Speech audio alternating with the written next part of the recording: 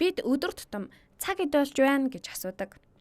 Эхлээд бид богино зүү буюу цагийн зүг хэдийн тоон дээр байгааг харах хэрэгтэй. Энэ зурагт 12, 1, 2, 3, 4 цаг болж байна. 4 цагаас бага зэрэг өнгөрчээ. Гэхдээ цаг нь 4 дээр байна. 4 цаг болж байна. Дараа нь минутын зүү рүү харах хэрэгтэй. Минутын зүү бол урт зүү бөгөөд 6-аас болгон 5 минутыг илэрхийлдэг. Бид эндээс эхэлнэ. Энэ бол тэг минут, дараа нь 5 минут, 10 минут өнгөрсөн байна.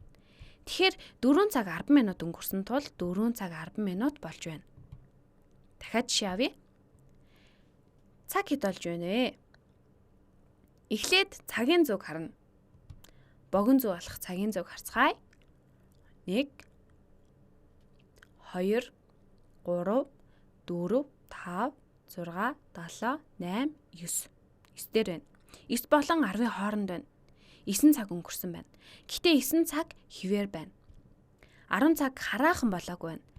9 цаг гэдэг бол богино зүү 9-оос эхлээд 10 хүртэлх хугацааг хэлнэ. Тэгээд 10 цаг болно. Тиймээс цагийн зүү 9 дээр байна. Одоо минутыг тоолохдоо тгээс эхэлнэ.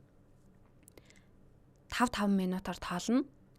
Тэг 5, 10, 15, 20, 25, 30. 9 цаг 30 минут болж байна.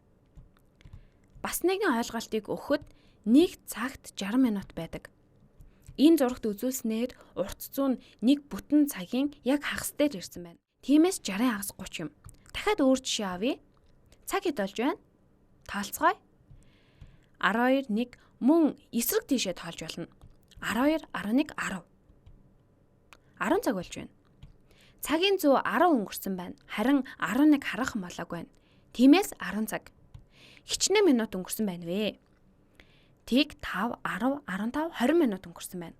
Урт зүү нь 20 минут дээр байна. 10 цаг 20 минут болж байна.